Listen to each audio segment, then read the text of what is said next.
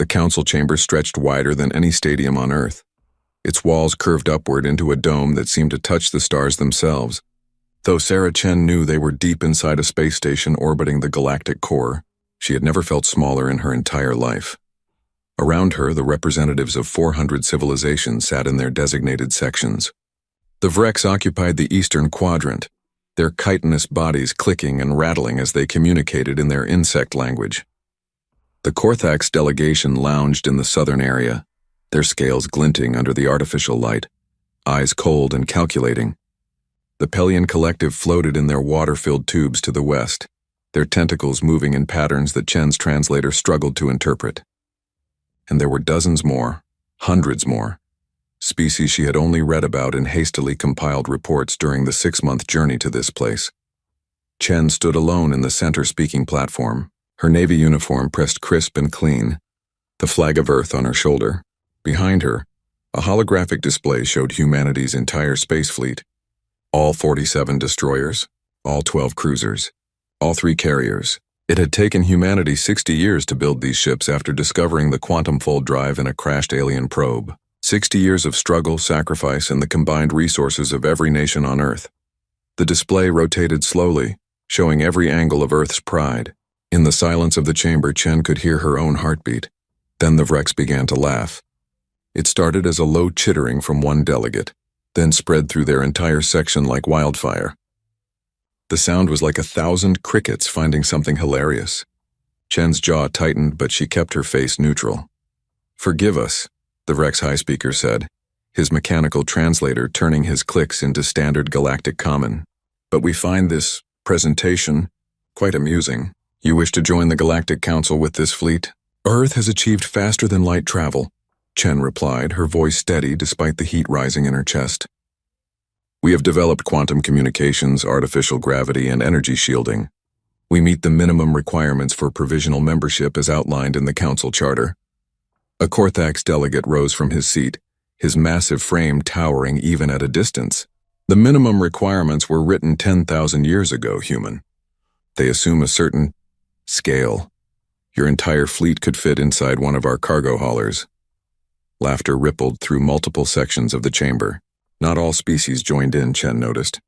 Some watched with curiosity, others with what might have been pity. But the dominant powers, the species that controlled most of the galaxy's trade routes and military might, they laughed. "Earth's population stands at 14 billion, Chen continued, refusing to be derailed. "We have colonized 6 planets and 12 moons in our home system. We have functional quantum manufacturing, fusion power, and have achieved a Type 1 civilization status on the Kardashev scale." "How quaint," the Vreks high speaker said. "The Vreks collective spans 1,800 star systems. Our fleet numbers 47,000 warships, and we are not even among the Council's primary military powers." The display behind Chen changed without her command. She turned to see her modest fleet replaced by an image of the Korthax armada.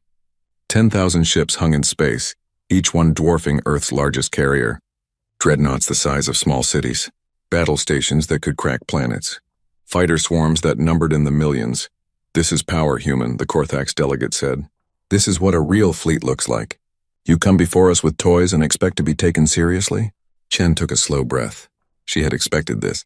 The diplomatic briefings had warned her that humanity would not be welcomed with open arms. But expecting something and experiencing it were different things.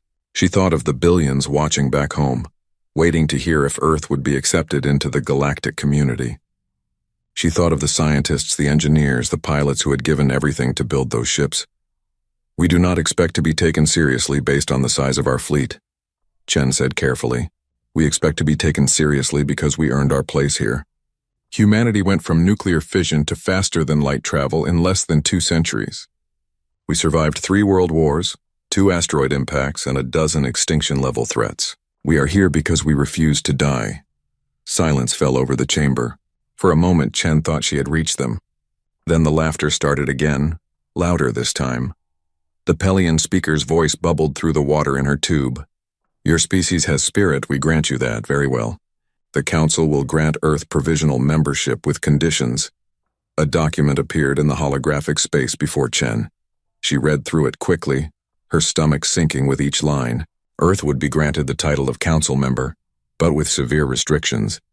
They would be assigned to defend the Outer Rim territories, the regions of space considered too worthless for other species to bother with. Pirates operated there, rogue colonies, the occasional dimensional breach that spat out things best left unmentioned. Earth would pay an annual tribute of refined metals and rare elements. Earth would accept a council advisor, who would oversee all military operations. Earth would have no vote on council matters for a minimum of 50 years. Earth would provide detailed specifications of all technology and military assets to the council archives. And Earth would do all this or be denied trade rights, access to stable hyperspace lanes, and protection under council law. These terms are... Chen struggled to find diplomatic words. Restrictive. These terms are generous, the Korthax delegate said. Typically, primitive species are given protectorate status. They have no independence at all. We are offering you a chance to prove yourselves worthy. Think of it as a test that requires we give you all our technological data and pay you for the privilege. Precisely. The Vrex High Speaker seemed pleased she understood. Serve well in the Outer Rim. Keep the trade routes clear. Die nobly if you must. Perhaps in a century or two, your children's children will have earned a real voice in galactic affairs. Chen looked at the document again. She could refuse. Earth could declare itself independent, reject council membership, and try to survive on its own in a galaxy that suddenly seemed much larger and more hostile than she had imagined. But that would mean isolation, no access to the trading networks that could feed Earth's growing colonies, no protection if a hostile species decided humanity looked like easy prey, no chance to learn from civilizations that had been traveling the stars since before humans discovered fire. She thought about the Admiral back on Earth, waiting for her signal. They had discussed this possibility. Humanity had a saying about keeping friends close and enemies closer. They needed to be inside the council, even as the lowest member, even with these insulting terms. They needed to learn. They needed to see how the galaxy really worked. Earth accepts these terms, Chen said, each word tasting like ash. We will serve on the Outer Rim. Excellent. The Pelian speaker seemed genuinely pleased. We will assign you a sector immediately. It contains approximately 37 star systems. You will find them quite challenging. The display changed again, showing a map of the Outer Rim. Chen could see why no one else wanted this territory. It was a twisted maze of unstable hyperspace routes, rogue planets, and anomalies that made navigation a nightmare. 3 different pirate clans operated in the region. Something called the Devourers had been spotted there twice in the last decade, whatever those were. Your advisor will arrive within the month, the Korthax delegate said. Commander Thexlar. He served with the Hegemony Fleet for 600 years before retiring. He will guide you. The word guide sounded more like control to Chen's ears, but she simply nodded. The Council welcomes Earth, the Pelian speaker said formally, though Chen could hear the condescension even through the translator. May you serve well and learn much from your betters. The session ended, and Chen was escorted from the chamber by a pair of small, furry aliens whose species she didn't recognize. They seemed sympathetic, which was something. As she walked through the corridors of the massive station, she passed viewing ports that showed the space outside. The Korthax fleet hung there like a metal storm. 10,000 ships arranged in perfect geometric formations, each one bristling with weapons that could glass a planet, each one representing technology and power that Earth couldn't match in her wildest dreams. A Korthax officer stood at one viewing port, watching his fleet with obvious pride. He glanced at Chen as she passed, and she saw the contempt in his reptilian eyes. To him, she was nothing. Earth was nothing. An amusing curiosity that would probably be wiped out by pirates within a decade. Chen stopped walking and turned to face the viewport. She stood there for a long moment, staring at the Korthax armada, memorizing every detail, the design of their hulls, the placement of their weapons, the way they positioned their shields. Impressive, is it not? The Korthax officer said. This is merely the 3rd fleet. We have 12 more just like it. Very impressive, Chen agreed quietly. Then she turned and walked away, her footsteps echoing in the empty corridor. The furry aliens led her to the docking bay where Earth's delegation ship waited. Her crew stood at attention when she arrived, their faces eager for news. She could see the hope in their eyes, the excitement at being accepted into the galactic community. We're in, she told them. Provisional membership. Outer Rim assignment, the hope dimmed but didn't die. They had expected this too. They were military personnel. They knew what it meant to start at the bottom. As the ship detached from the station and began its journey back to Earth, Chen sat in her quarters and composed her report. She detailed everything: the laughter, the contempt, the impossible terms, the vast fleets that made Earth's Navy look like children's toys. But at the end of her report, she added one line that wasn't meant for official records. One line that she knew would be read by the right people back home. The people in the secret facilities buried deep under mountains and ocean floors. The people working on projects that weren't in any official budget. "We have been underestimated," she wrote. "Proceed with Protocol Titan." She sent the message through quantum encryption, then deleted it from her terminal. The crew didn't need to know about that. The council certainly didn't need to know about that. Outside her window, stars streamed past as the ship entered hyperspace. Somewhere out there, the Korthax fleet continued its patrol, secure in its power. Somewhere out there, the council's representatives laughed about the primitive humans and their adorable little fleet. Let them laugh, Chen thought. Let them look down on us. Let them think we're nothing but janitors cleaning up their outer rim trash. Humanity had survived ice ages and meteor strikes. They had clawed their way up from caves to starships. They had looked at an impossible universe and decided to conquer it anyway. The galaxy would learn what that meant. But not today. Today, Earth would smile and bow and accept its humiliating assignment. Tomorrow could wait.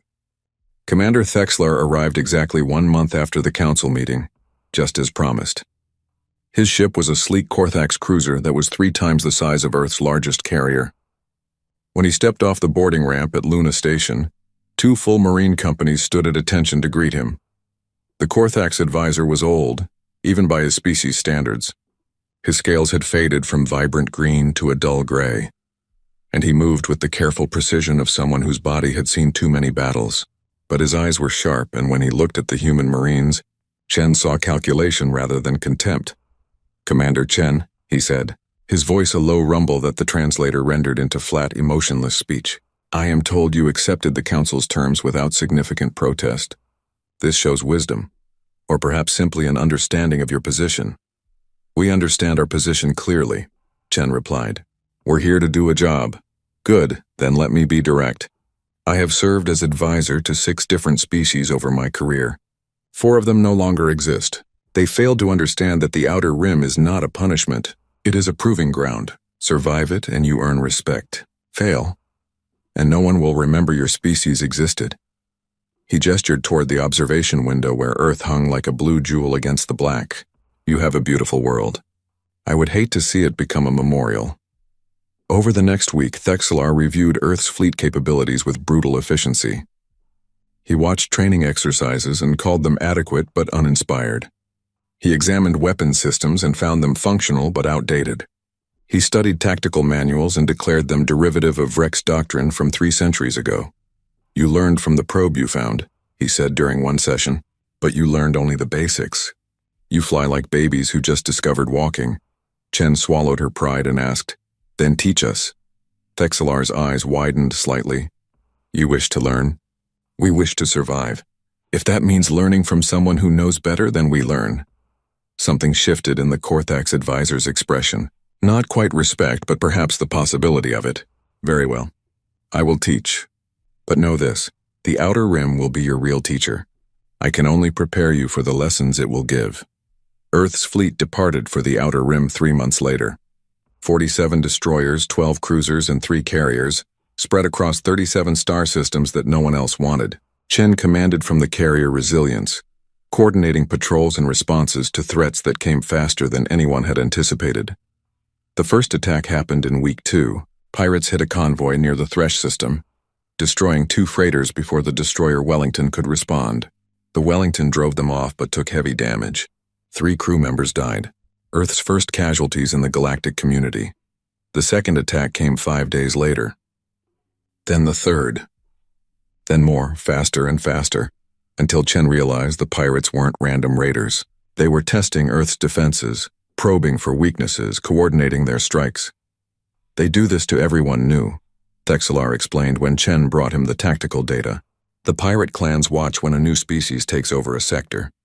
They test your response times, your tactics, your willingness to fight. And what happens if we fail the test? They destroy you completely. The outer rim is survival of the fittest. Show weakness, and you will be consumed. The destroyer Hastings was lost in month 4, ambushed by pirates using a tactic Earth had never encountered. They hid their ships inside the corona of a star, using the radiation to mask their signatures. When the Hastings came to investigate a distress signal, they struck from 6 directions at once.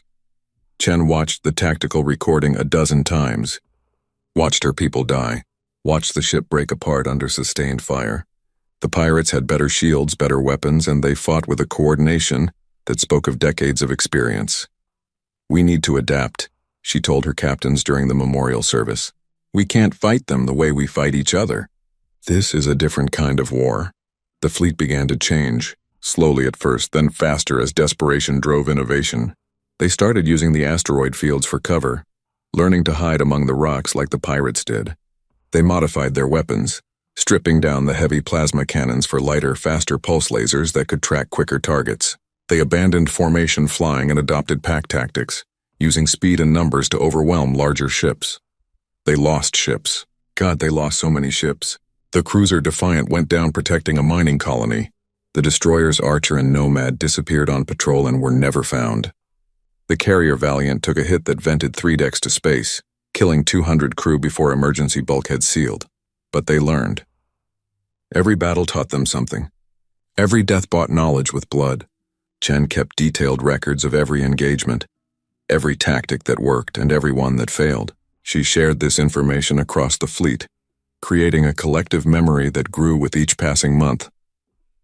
"You fight differently now," Thexelar observed during the first-year anniversary.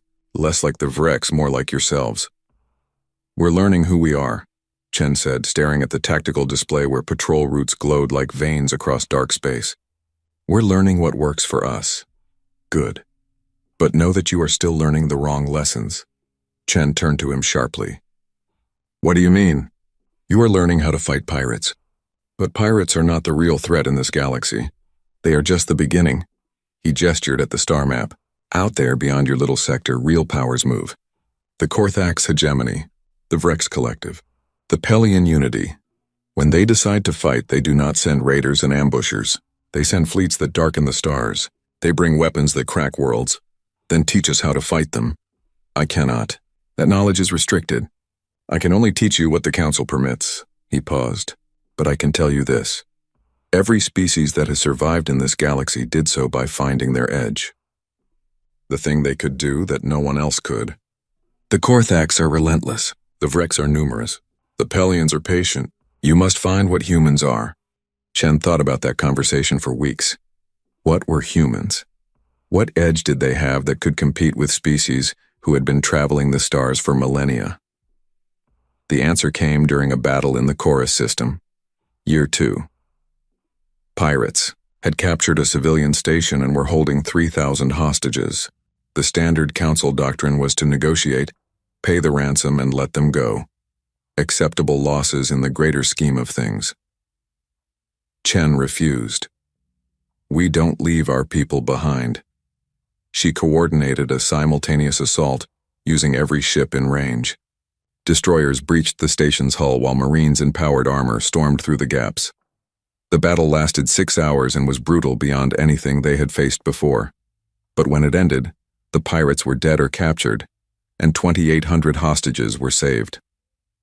The Council formally reprimanded Earth for unnecessary aggression. The surviving hostages sent Chen messages of gratitude that filled her quarters with enough data to crash her personal terminal. "You do not know when to quit," Thexelar said. "This is either your greatest strength or the thing that will destroy you." "Probably both," Chen agreed. Meanwhile, back in human space, something else was happening. Something the Council's advisor never asked about because he assumed it wasn't important. The civilian infrastructure projects that Earth had mentioned during the Council hearing were expanding faster than any peaceful development program should. Entire asteroid belts were being consumed.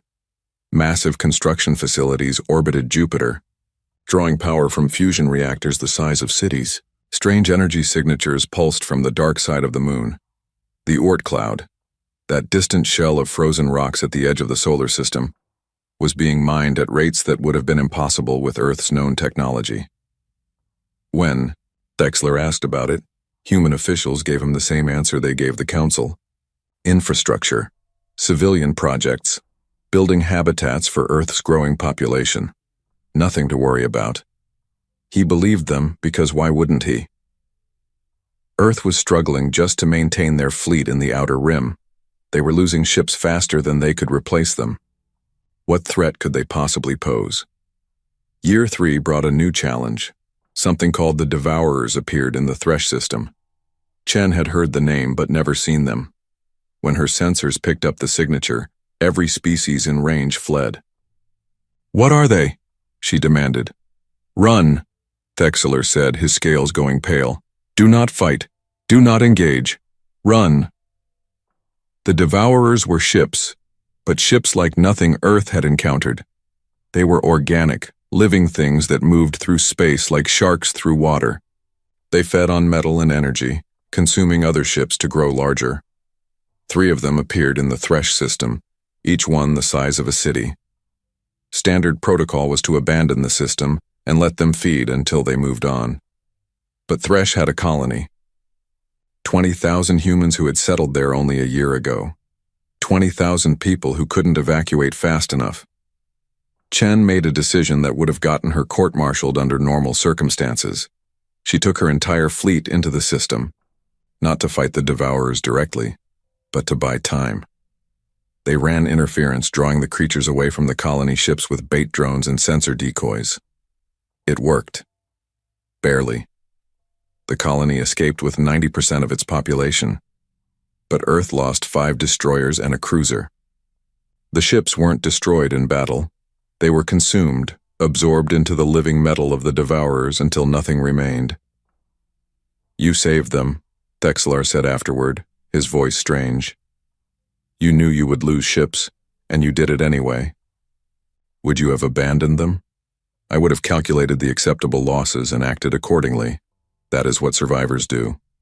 He looked at her with an expression she couldn't read. "You humans calculate differently." Year 4 and year 5 blurred together in an endless cycle of patrols, battles, and losses. But something was changing. The pirates started avoiding certain systems, the ones where Earth had posted ships. Word was spreading that humans didn't negotiate, didn't give up, and fought with a ferocity that made victory too expensive.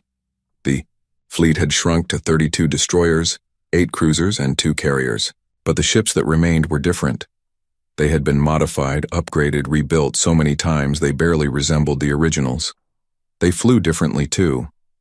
The crews had developed their own tactics, their own style of warfare that combined human aggression with lessons learned from a dozen different species.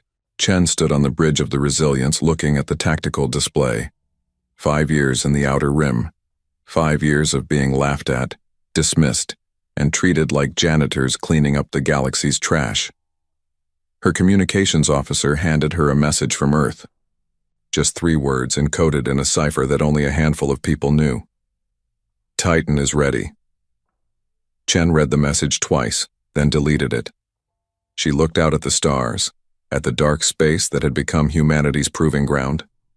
The galaxy thought they knew what humans were. They thought Earth was a minor species barely worth noticing. They were wrong, but they wouldn't know that until it was too late. A new alert flashed on the tactical display. Pirates in the chorus system again. Chen smiled grimly. "All ships," she ordered. "Prepare for combat, let's go to work." The fleet moved out. Ships that had been forged in fire, crewed by people who had learned to survive in the hardest school the galaxy offered. They didn't know what was coming. They didn't know that everything was about to change. But they were ready. Humanity was always ready. The Galactic Council was in session when the first reports arrived. Representatives from 400 species filled the Great Chamber, discussing trade disputes and border negotiations. The same boring politics that had dominated galactic affairs for 10,000 years. Then every communication system in the chamber screamed at once, the Pelion. Speakers' tentacles jerked in alarm as holographic displays erupted across the chamber. Images from a dozen different star systems all showing the same impossible thing. Korthax warships, thousands of them, dropping out of hyperspace in coordinated strikes across the galaxy's core worlds. This must be an error, the Rex High Speaker chittered, but his translator couldn't hide the fear in his voice. The Korthax are council members. They would not. The display changed to show the Korthax Emperor himself, his massive form filling the screen. His scales were polished to a mirror shine, and his eyes held something that made even the other predator species recoil. Hunger, ambition, the absolute certainty of victory. "People of the galaxy," the Emperor said, his voice rolling through the chamber like thunder. "For 10,000 years the Council has maintained its peaceful order. For 10,000 years the strong have been held back by the weak. For 10,000 years we have pretended that all species are equal. Today that lie ends." Behind him the displays showed Korthax fleets engaging Council defense forces, not just raiding, not just skirmishing. Full-scale invasion, hitting 60 systems simultaneously. Their ships moved with perfect coordination, executing maneuvers that spoke of decades of planning. The Korthax hegemony claims its rightful place as the rulers of this galaxy. The Emperor continued, "Surrender now, and you will be permitted to exist as client states. Resist and you will be destroyed. You have one standard week to decide." The transmission ended. Silence filled the chamber for exactly 3 seconds. Then chaos erupted. The Virex delegation was already pulling up military reports, their chittering reaching a fever pitch. The Pelians were communicating in rapid bursts of color through their tanks. The smaller species looked around in panic, trying to understand how this could have happened. "They have 50,000 ships," a military analyst announced, her voice cutting through the noise. 50,000. They have been building in secret for decades, hiding construction facilities in deep space, disguising their fleet expansion as merchant vessels. "How did our intelligence miss this?" the Pelian speaker demanded. "Because we were not looking," the analyst replied bitterly. "The Korthax have been council members for 8,000 years. We trusted them. We did not see the threat until it was too late." The council's defense coordinator pulled up a strategic map. Red markers showed Korthax forces spreading across the galaxy like a plague. Blue markers showed council military forces, scattered and unprepared. Green markers showed civilian populations caught in the invasion zones.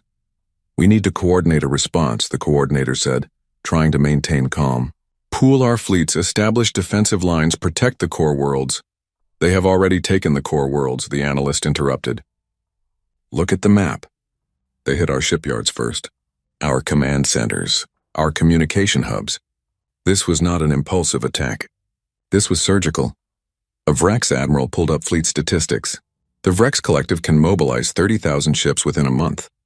The Pelian Unity has 15,000. The smaller species combined can provide another 10,000. We outnumber them. Numbers mean nothing if we cannot coordinate, a Pelian military commander bubbled. And the Korthax have super weapons. Look at the reports from Theta Sector. They have planet crackers. They glassed 3 worlds in the opening hours. Horror swept through the chamber. Planet crackers were supposed to be banned technology. The Council had outlawed them 6,000 years ago. After the Great Extinction Wars, the fact that the Korthax had them meant they had been breaking galactic law for centuries. "We need every ship we can find," the defense coordinator said. "Contact all member species. Full mobilization. Even the provisional members." Someone pulled up the list. Most of the galaxy's species were already accounted for, but at the bottom of the list, added only 5 years ago, was one name that had been almost forgotten. Earth. The humans. The Vrex High Speaker sounded incredulous. What can they possibly contribute? They have maybe 30 ships left after their Outer Rim assignment. Probably less. "Every ship counts," the coordinator insisted. "Send them the mobilization order." The message was transmitted to Earth through standard channels. It was a simple command. All council members were to commit their full military forces to the defense of the galaxy. Failure to comply would result in sanctions, expulsion, and potential military action after the crisis ended. Earth's ambassador, a woman named Martinez who had replaced Chen 2 years ago, received the message at the human embassy station. She read it 3 times, then drafted a short reply. "Humanity acknowledges the mobilization order. We will discuss this matter with our government and respond within 48 hours. The coordinator expected immediate compliance. They got careful bureaucracy instead. Hours passed. The Korthax advanced. Star systems fell. The death toll climbed into the billions. Another message came from Earth. We are consulting with our civilian leadership. The matter is being discussed at the highest levels. We will respond soon. Soon turned into a day, then 2 days. The council grew frustrated, then angry. The Korthax were winning. They had captured a quarter of the galaxy's industrial capacity. Their superweapons had destroyed 7 inhabited worlds. The council fleet was being pushed back on all fronts. Messages to Earth became more demanding. Deploy your fleet. Honor your obligations. The galaxy needs you. Each message was answered with polite delays and vague promises of ongoing discussions. On the 3rd day, the Pelian speaker sent a direct communication to Ambassador Martinez. Your delays are unacceptable. We granted Earth membership in good faith. We gave you time to prove yourselves. Now we call in that debt. Send your ships immediately or face the consequences. Martinez's reply was calm and professional. We understand the urgency of the situation. However, Earth's government requires time to properly evaluate the strategic situation and determine the best course of action. We will respond within 24 hours. What is there to evaluate? The speaker demanded in a follow-up message. The galaxy is under attack. You either help defend it or stand aside. We are evaluating many factors, Martinez replied, including the question of why we should commit our forces to defend a council that has treated us as second-class members since we joined. That message caused an uproar. How dare the humans make demands at a time like this? How dare they negotiate when the galaxy was burning? The council sent formal threats. Earth would be expelled, sanctioned, potentially targeted for military action once the Korthax were defeated. Martinez sent one word in response. Noted. Meanwhile, the Korthax continued their advance. The Vrex lost their primary shipyards. The Pelians saw 2 of their home worlds occupied. The smaller species were surrendering in droves, seeing no hope of victory against such overwhelming force. The council's war room became a place of desperation. Admirals argued over tactics. Politicians tried to forge alliances with neutral species. Analysts ran simulation after simulation, each one showing a Korthax victory within 6 months. What about the humans? Someone asked during one particularly bleak meeting. Have they responded yet? Still nothing, the coordinator said. Just more delays and excuses. Cowards, a Korthax defector spat. The Korthax species was not unified in this war. Many had opposed the Emperor's plans. They hide behind bureaucracy while braver species die. Perhaps we were wrong to admit them, the Vrex High Speaker said bitterly. A species that will not fight when the moment demands it is not worthy of council membership. On the 5th day, as the Korthax fleet prepared to assault the council's secondary capital world, Earth's response finally came. It was brief. Just one word that appeared on every council communication system simultaneously: negative. The coordinator stared at the message in disbelief. Negative? They are refusing the mobilization order? Apparently, the analyst said, pulling up the full transmission. There was no explanation, no justification, just that single word hanging in space like a slap in the face. The council erupted in fury. How dare they? After everything the council had done for them? After giving them membership, trade rights, access to hyperspace lanes? Earth was betraying the galaxy in its darkest hour. Messages flooded toward human space. Threats, insults, promises of retaliation. The council would remember this. After the war, there would be a reckoning. Earth would pay for its cowardice. Martinez received all of these messages and filed them away without response. In the embassy station, she stood at a viewport looking toward Earth, invisible at this distance, but she knew it was there. Her home, her people. She had been in the military once before becoming a diplomat. She had served in the Outer Rim, watching her friends die to protect systems the council didn't care about. She knew what humanity had sacrificed for their place in the galactic community, and she knew what was coming. A private message arrived on her secure terminal. Just 3 words from Admiral Chen, who now commanded something much more important than a carrier in the Outer Rim. It is time. Martinez allowed herself a small smile. The council thought humanity was weak, thought they were cowards hiding while braver species fought. The galaxy was about to learn how wrong they were. She opened a bottle of Earth whiskey she had been saving for a special occasion, poured herself a drink, and waited.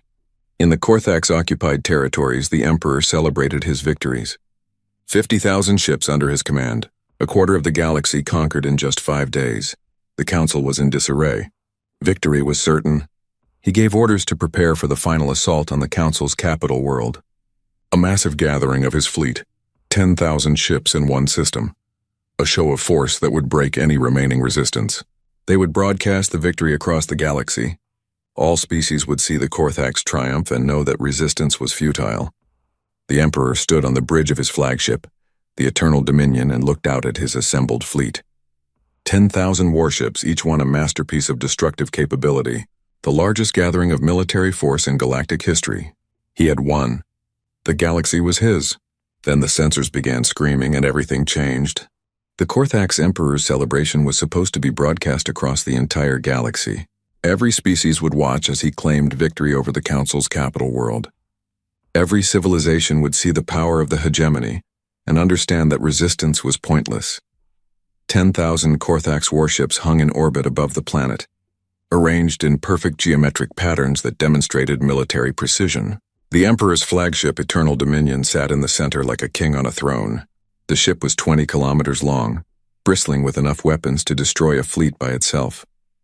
The Emperor himself stood on the bridge, his polished scales reflecting the light of 1,000 displays. His admirals surrounded him, offering congratulations and praise. The mood was triumphant. They had crushed the Council's resistance in every major engagement. The galaxy was theirs for the taking. Begin the broadcast, the Emperor commanded. Let every world see this moment. The transmission started. Cameras captured the massive Korthax fleet in all its terrible glory.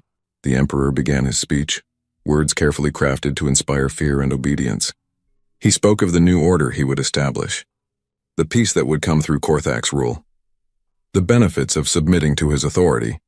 He was 3 minutes into his speech when every sensor in the system screamed at once. The Emperor stopped mid-sentence.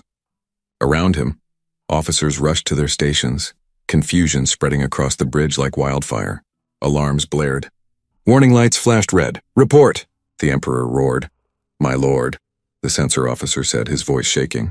We are detecting a massive gravity distortion. Something is entering the system. How many ships? Not ships, my lord. Something else. The readings do not match any known vessel signature. The mass alone is... The officer stopped, staring at his display in disbelief. That cannot be correct. What cannot be correct? The mass reading, my lord. It is showing something the size of a moon entering the system.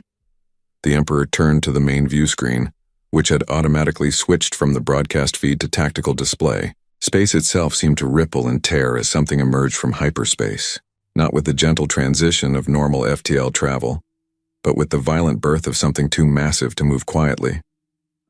For a moment, the bridge crew thought their sensors had malfunctioned. The thing appearing in their system was so large it defied comprehension. It was not a ship.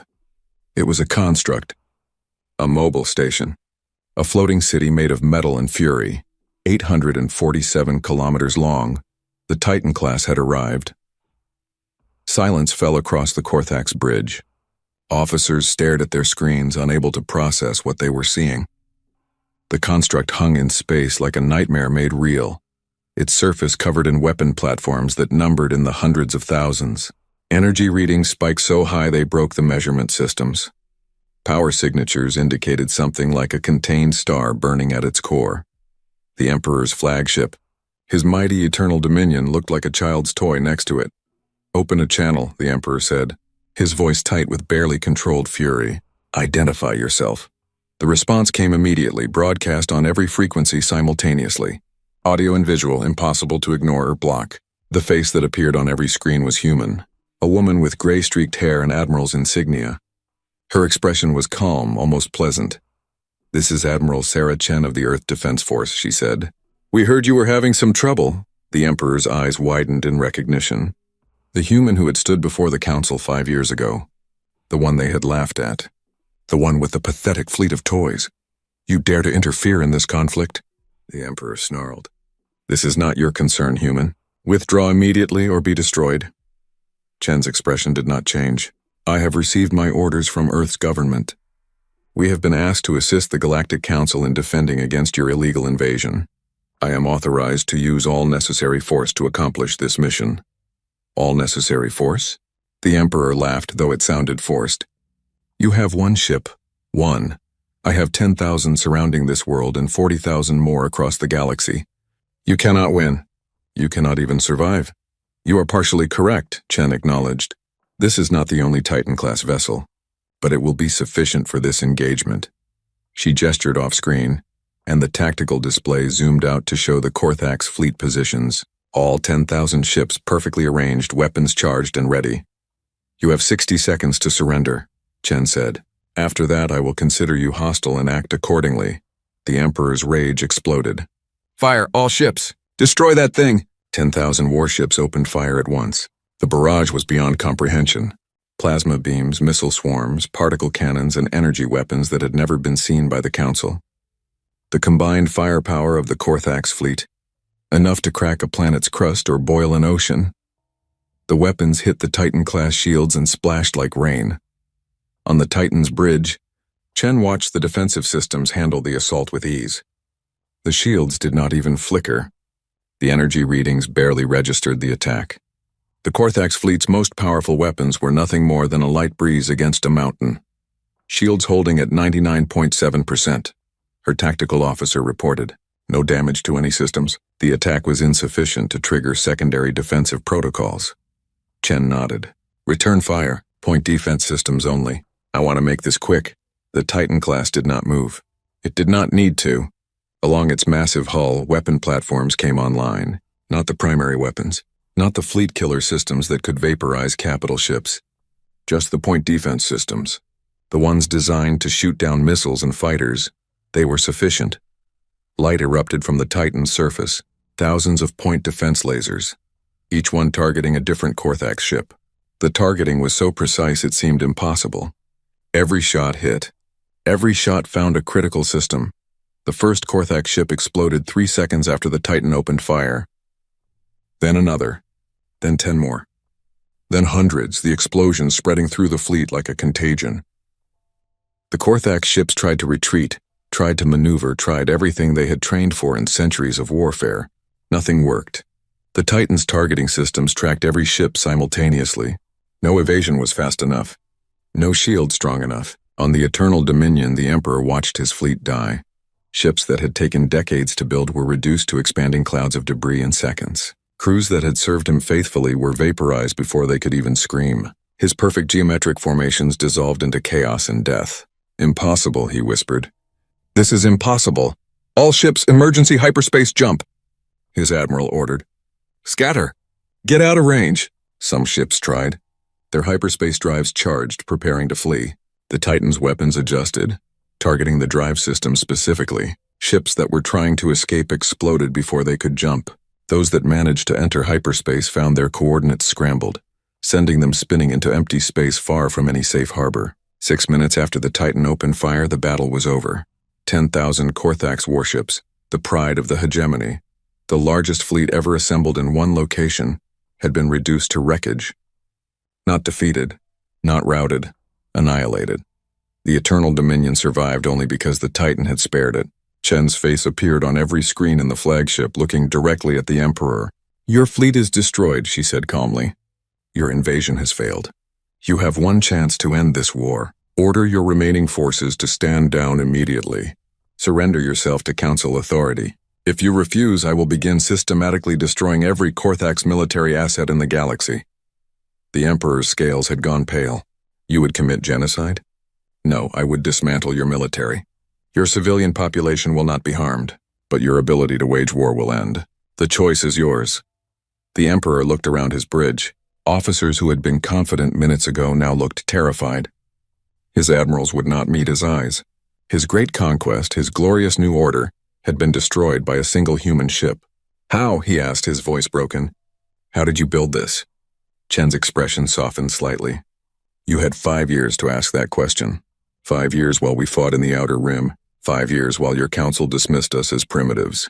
You never asked because you never thought we mattered. That was your mistake.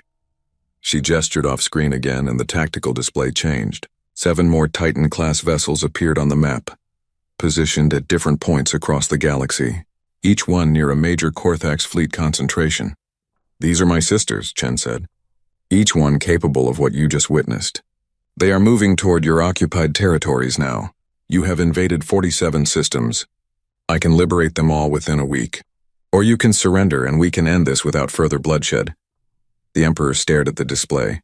8 of these impossible ships, each one a fleet unto itself, each one capable of destroying everything he had built.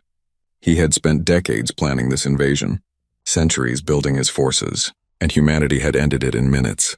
"I surrender," he said, the words like poison on his tongue. "I order all Korthax forces to stand down." Chen nodded. "Wise choice. Remain in orbit. A council security force will arrive to take you into custody." She paused. "And Emperor?" "For what it's worth, you did manage to unite the galaxy. Just not the way you intended." The transmission ended. The Titan class hung in space, a monument to human capability and a warning to anyone who would threaten the galactic order.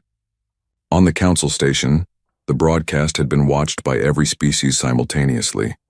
The chamber was silent. No one spoke. No one even moved. They had watched 10,000 ships destroyed in 6 minutes by a species they had dismissed as insignificant. The Pelian speaker was the first to find her voice. "Contact Earth immediately. We need to discuss their fleet capabilities." "Their fleet?" The Vrex High speaker said faintly. "That was not their fleet. That was one ship. One." The sensor officer pulled up scan data, her hands shaking. 8 confirmed Titan-class vessels. "But that is not all. I am detecting additional signatures throughout human space. Smaller vessels, but still massive by our standards. They have been building an entire navy while we thought they were struggling to maintain their outer rim patrol." The coordinator pulled up Earth's tactical capabilities, or at least what they thought they knew. It was all wrong.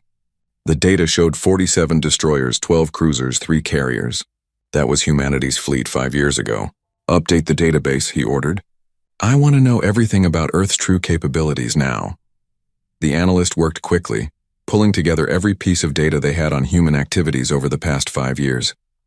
The civilian infrastructure projects, the power consumption rates, the asteroid mining operations, the strange facilities on the dark side of Luna. "They have been building for 5 years, the analyst said slowly. "Every insult we gave them, every dismissal, every time we treated them as inferiors, they used it. They made us think they were weak while they built the most powerful fleet in galactic history." "How many ships?" the coordinator asked. The analyst pulled up the latest data. "At least 8 Titan-class vessels. But that is just the beginning. I am detecting fleet signatures throughout human space. Capital ships, carriers, support vessels. If these readings are correct, Earth now possesses approximately 10,000 warships, each one built with technology they did not have 5 years ago. 10,000 ships. The same number the Korthax had brought to their invasion. Except humanity's ships incorporated lessons learned from every species in the galaxy, refined through 5 years of constant warfare in the outer rim. The Vrex High speaker made a sound that might have been laughter or despair. "We taught them. We sent them to the outer rim to prove themselves, and instead we gave them the perfect training ground. They learned from every fight, adapted from every loss, and we never paid attention because we thought they did not matter. They matter now," the Pelian speaker said quietly. "The galaxy's power structure has just changed, fundamentally and forever." The Korthax Empire collapsed in 33 days. 7 Titan-class vessels moved through occupied space like surgical instruments, dismantling military installations and liberating captured worlds. The Korthax forces, already demoralized by their Emperor's surrender, offered minimal resistance. Most surrendered the moment a Titan class appeared in their system, but the Titans were not alone. As they moved through Korthax territory, the rest of Earth's fleet revealed itself. 10,000 warships emerged from hyperspace, each one bearing the blue and white colors of the Earth Defense Force. They were not the modified patrol ships from the Outer Rim. These were purpose-built warships, sleek and deadly, incorporating technology from a dozen different species refined through human innovation. The galaxy watched in stunned silence as humanity liberated system after system. The speed was unprecedented. The efficiency was terrifying. Earth's fleet moved with a coordination that suggested years of planning and preparation. Because that was exactly what it was. Admiral Chen commanded from her Titan. But she was not the only human flag officer. 7 other admirals commanded the remaining Titans, and beneath them were commodores and captains who had all survived the Outer Rim.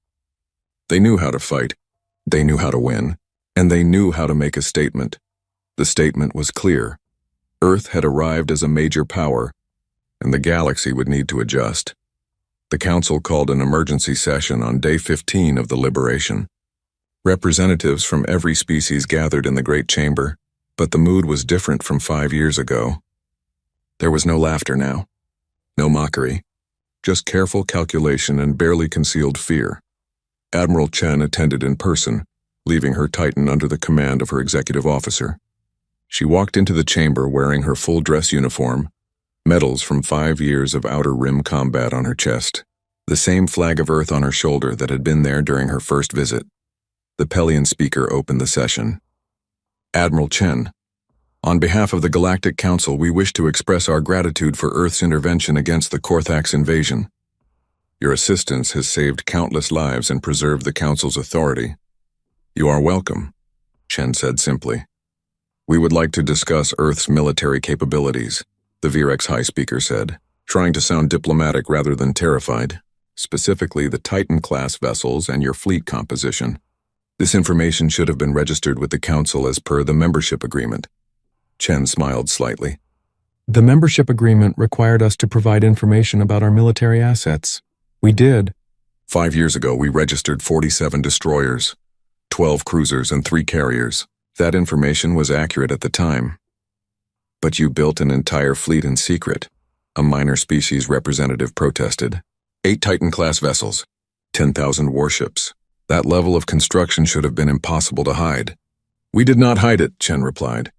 We reported all construction as civilian infrastructure projects, which was not entirely false. The Titans were built in civilian shipyards. The fleet was constructed using civilian resources.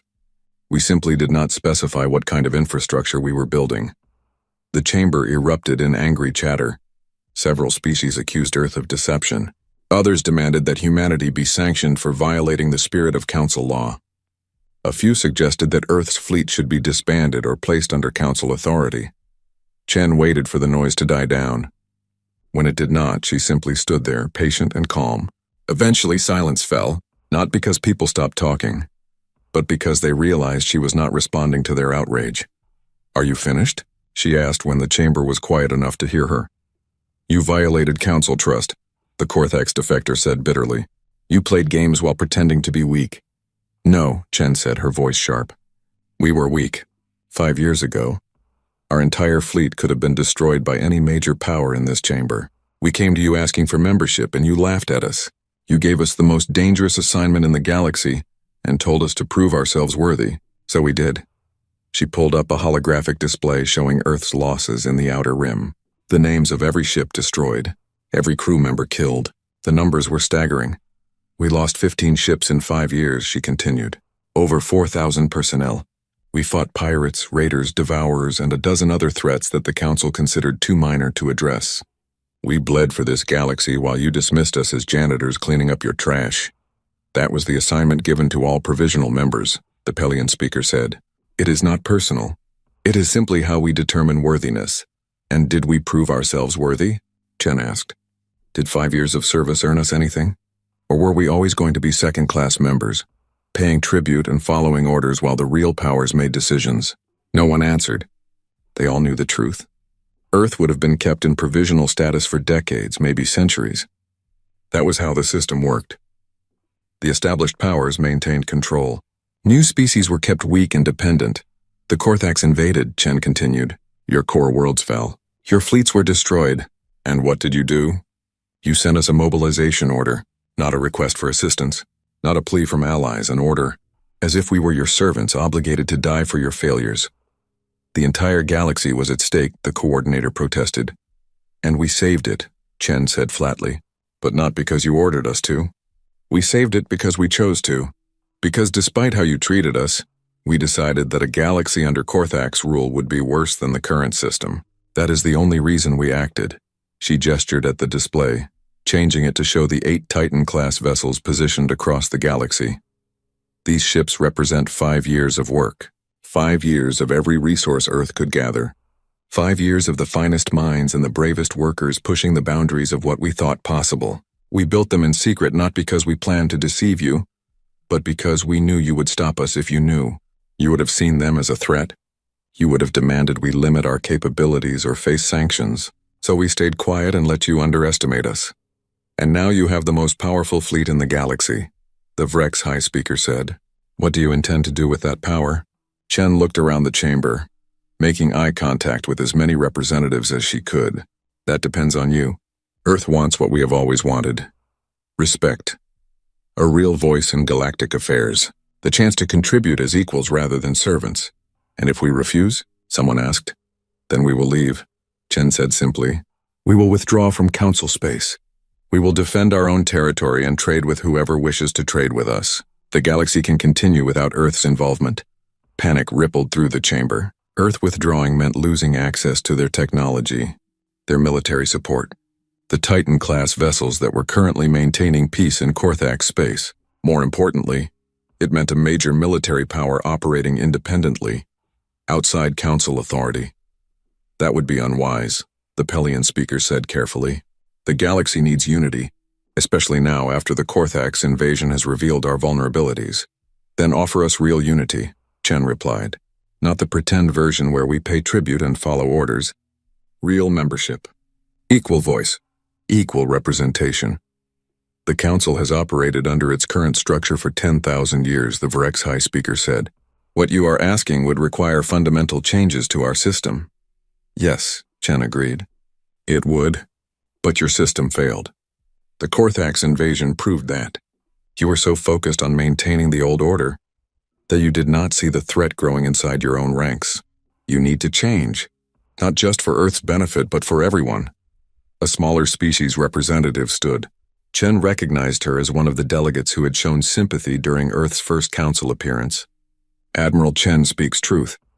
The current system favors the powerful and exploits the weak. Many of us have felt this for centuries, but lacked the strength to challenge it. Perhaps now is the time for reform. Other voices joined in. Not all of them, not even most of them, but enough to show that Chen's words had found an audience. The established powers looked uncomfortable. They had maintained control for so long that the idea of actually sharing it felt dangerous. The debate continued for hours. Chen stood through all of it, answering questions and deflecting accusations. She did not threaten. She did not bluster.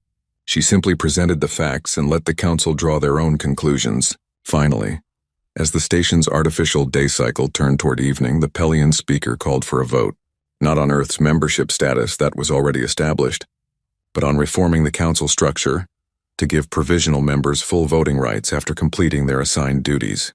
Earth had completed their duties. They had survived the Outer Rim. They had saved the galaxy from invasion. By any measure, they had earned full membership. The vote was close.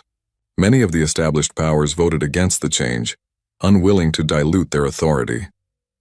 But the smaller species voted overwhelmingly in favor. They saw Earth's success as a precedent, a path for themselves to achieve real equality.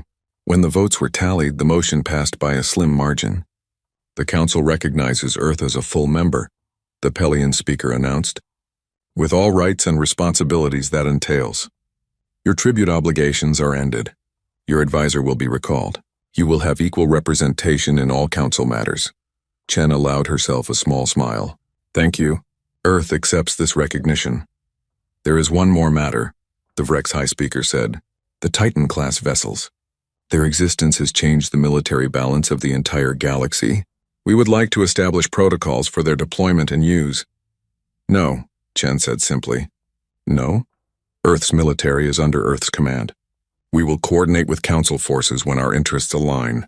We will defend council members when they are under threat, but we will not place our assets under council authority. That is non-negotiable. The chamber stirred uneasily. Chen could see some delegates considering whether to press the issue. Whether they could force Earth to comply. She waited to see if anyone would be foolish enough to try. That is acceptable, the Pelian speaker said after a long pause. But we would like to establish communication protocols so that we can coordinate in future crises. That we can do, Chen agreed. The session ended shortly after. As delegates filed out, many of them made a point of approaching Chen. Some offered genuine congratulations. Others wanted to discuss trade agreements or military cooperation. A few were clearly trying to assess whether Earth would be a reliable ally or a future threat. Chen handled each interaction with diplomatic grace, making no commitments but leaving no one feeling dismissed. This was the political battlefield now, and she was learning to navigate it just as she had learned to fight in the Outer Rim. Commander Thexler approached her near the end. The old Korthax advisor looked tired and sad. His species had been defeated, his emperor imprisoned, and his government was in chaos. But he walked with dignity. "Admiral," he said, his translator rendering his voice with respect rather than condescension. "I underestimated you. I underestimated your entire species." "You taught us well," Chen replied. "Everything you showed us about fleet tactics and strategy we used. We just adapted it to our needs." "I taught you the basics," Thexlar said. "What you built from those basics is beyond anything I imagined. I should have paid more attention to those construction projects. Would you have stopped us if you had known?" The old warrior considered the question. "I do not know. Perhaps. Or perhaps I would have seen what you were becoming and warned the council to treat you better. We might have avoided much bloodshed if they had simply given you the respect you deserved from the beginning." "Perhaps," Chen agreed.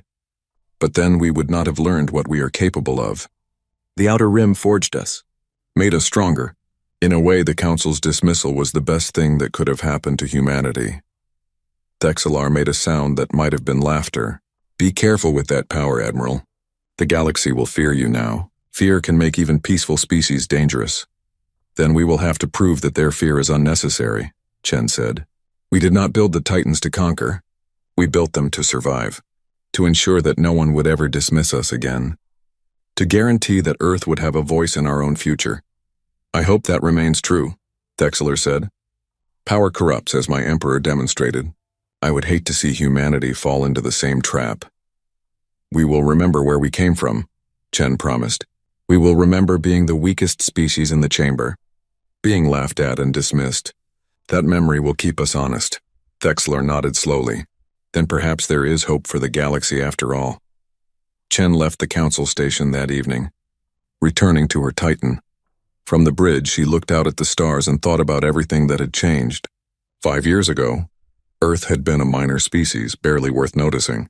Now they were a major power, one of the strongest military forces in the galaxy, but with that power came responsibility. The galaxy would be watching Earth now, judging every action, looking for signs of aggression or expansionism. Humanity would have to prove that they could be trusted with their new capabilities. A message came through from Earth. The civilian government wanted a full report and recommendations for how to proceed. Chen smiled. The politicians were nervous about the attention Earth was receiving. They wanted to make sure humanity did not provoke any new conflicts. She composed her reply carefully. Earth should continue as they had been, honest, direct, and willing to defend themselves and their allies. They should not seek to dominate the galaxy, but they should never apologize for their strength. They had earned their place at the table, and they would maintain it. As Chen sent the message, she thought about the other species in the galaxy. The ones who had dismissed Earth 5 years ago. The ones who had laughed at their modest fleet and given them the worst assignment possible. The galaxy had learned a lesson about underestimating humanity. They had learned it thoroughly and painfully. Chen hoped they would remember it, because humanity had learned lessons too, about survival, about adaptation, about the importance of never showing your full hand until the moment demanded it. Those lessons had been bought with blood and sacrifice. Earth would not forget them. The galaxy's power structure had changed. Old certainties were gone. New relationships would need to be forged. It would be a time of uncertainty and adjustment. But through it all, humanity would endure. They always had. They always would. That was what it meant to be human. To survive, to adapt, to never give up no matter how impossible the odds seemed. Admiral Chen looked out at the stars and felt something she had not felt in 5 years. Hope. Not just for Earth, but for the entire galaxy. Maybe this was the beginning of something better. A galaxy where strength was respected but not worshipped, where new species could rise based on merit, rather than waiting centuries for permission. Maybe the Korthax invasion, despite its horrors, had been exactly what the galaxy needed. A wake-up call that the old system was broken and needed fixing, or maybe Chen was being optimistic. Time would tell. But whatever came next, Earth would be ready. They had Titans in orbit and a fleet to match any power. They had proven themselves in the hardest way possible. And they had something that many older species had lost over millennia, of comfortable existence. They remembered what it was like to fight for survival. And they would never forget